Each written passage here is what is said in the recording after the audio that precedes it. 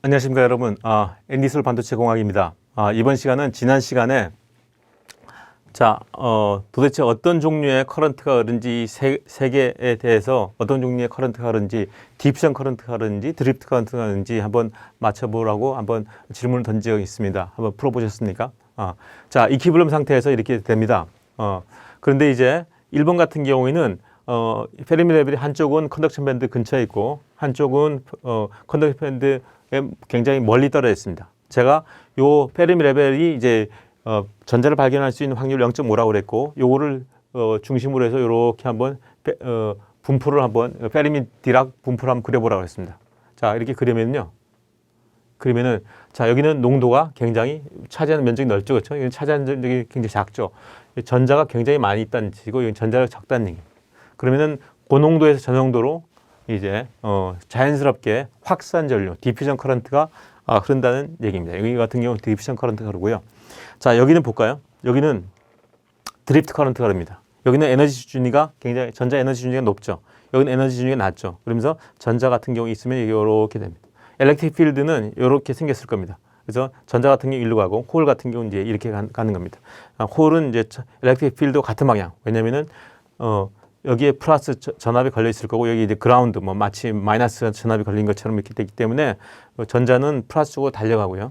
그다음에 홀은 마이너스 쪽으로 이렇게 달려가겠죠. 그러면서 이렇게 이렇게 휘어진 그림을 보면은 드리프트 커런트가 흐른다. 근데 여러분들이 이게 엘렉트릭 필드 어떻게 생겼지 이렇게 생각하지 마시고 그냥 전자를 기준으로 이게 에너지 밴드가 그려졌기 때문에 전자가 여기 있으면은 마치 비타를 따라 이렇게 쭉 이렇게 떨어지는 것처럼 전자가 떨어진 게 또글또글 굴러가는 것처럼 이렇게 생각하시면 되고요. 그다음에 홀 같은 경우에는 이렇게 강물을 거슬러 올라가는 연어처럼 이렇게 위로 올라간다 이렇게 생각하시면 가장 간단할 것 같습니다. 여기에 이제 엘렉트릭 필드가 어떻게 생길지 이렇게 이게 처음부터 이게 고민하시는 것보다 그냥 간단하게 그냥 마치 자유낙하하는 것처럼 전자가 또는 연어가 강물을 거슬러 올라가는 것처럼 이렇게 생각하시면 될 것 같습니다. 자, 요 그림은 지금 밴드갭 자체가 휘어서 드리프트 커런트가 흐르는 걸 알 수 있습니다. 그리고 또 여기는 이제 컨덕션 밴드 근처에 가깝고요. 근데 컨덕션 밴드가 굉장히 멉니다. 그래서 이거 같은 경우는 드리프트 커런트와 디퓨전 커런트가 동시에 흐른다라는 걸 알 수 있습니다. 자, 이런 걸 어디에서 응용을 할 수 있느냐? 자, 한번 PN 다이오드를 한번 보시죠. PN 다이오드 같은 경우 이게 P타입이고 N타입인데 전혀 바이어스를 걸지 않았습니다. 바이어스를 걸지 않았기 때문에 당연히 전류가 흐르지 않겠죠. 하지만 내부적으로는 끊임없이 디퓨전 커런트와 드리프트 커런트가 흐릅니다. 왜냐? 자, P타입 같은 경우에는 이게 지금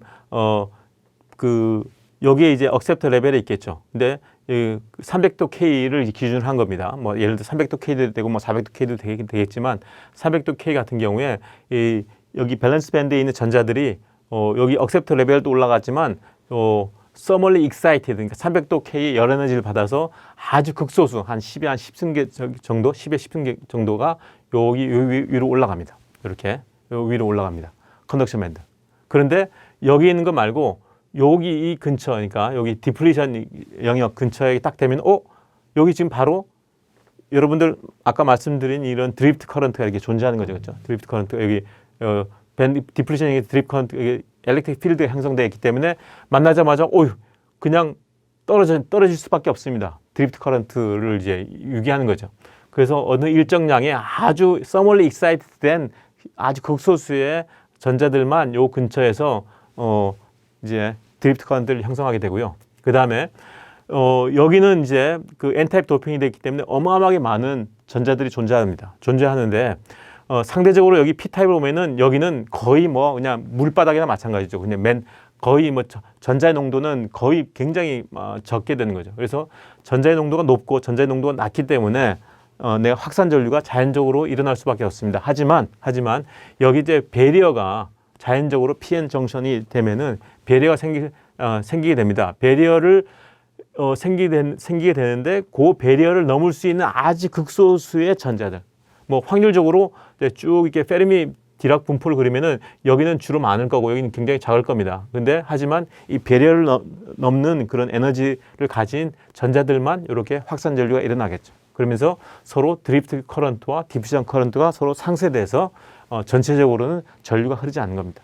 눈으로는 전류가 이게 우리가 실제로 재보면 전류가 흐르지 않지만 이 내부에서는 끊임없이 드리프트 커런트, 서멀리 익사이트된 전자들의 드리프트 커런트, 또 이 배리어를 넘는 확산 전류가 이제 일어나서 상쇄돼 가지고 전류가 흐르지 않는 겁니다. 그래서 요런 그림을 봐서 아, 여기 드리프트 커런트가 흐르네, 요건 확산 전류가 흐르네, 이런 걸 알 수 있는 것처럼 요런 그림을 이해하신다면은 이렇게 PN 다이오드를 좀 더 쉽게 이해할 수 있다라는 걸 말씀드릴 수 있습니다.